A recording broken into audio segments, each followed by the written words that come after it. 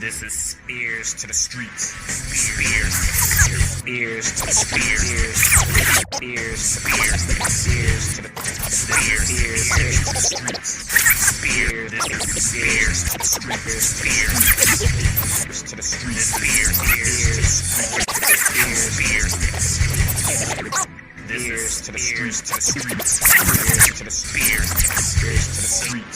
spEarz2DaStreetz.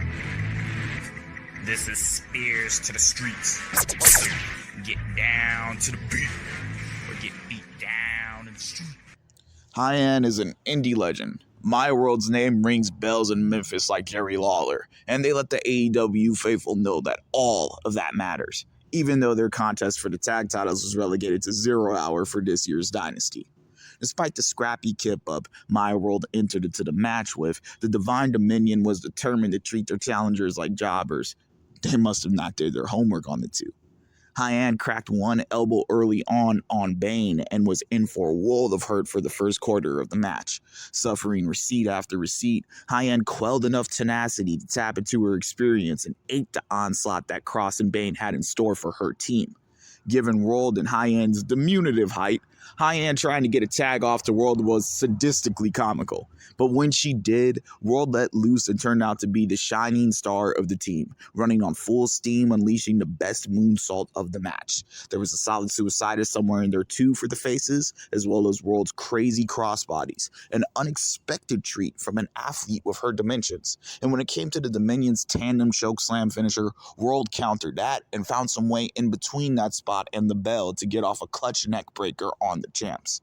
That scrap and tenacity provided the perfect chemistry to Hyan's more defensive approach, taking the brunt of the blows and ultimately the pin when the Dominion got off that dual chokeslam finisher for the second time with no counter in sight to block it.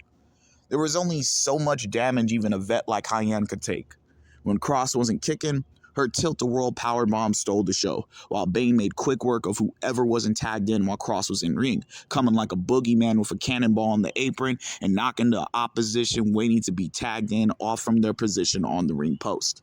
Despite taking the pin, Hyan was no mark. Aside from the early-on elbow strike to Bane that she paid for in spades throughout the match, Hyan had a spot where she tuned up the running knee. I haven't even seen Shinsuke Nakamura do that. And the bumps that she took for her team, if My World would have been tagged in, let's just say I think the announce table would have had to fill up some time before Dynasty really popped off.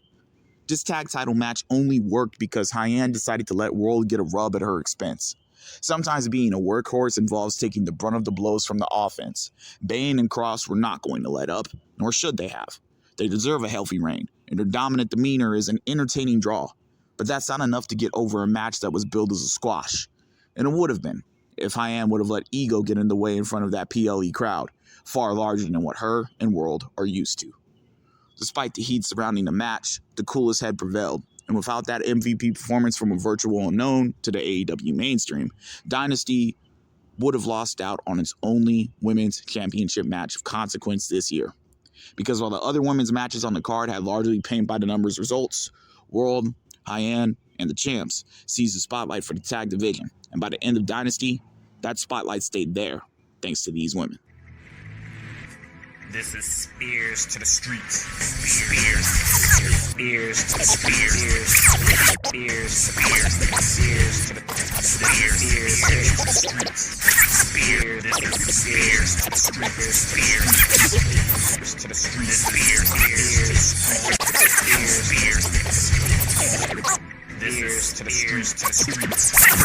spEarz2DaStreetz.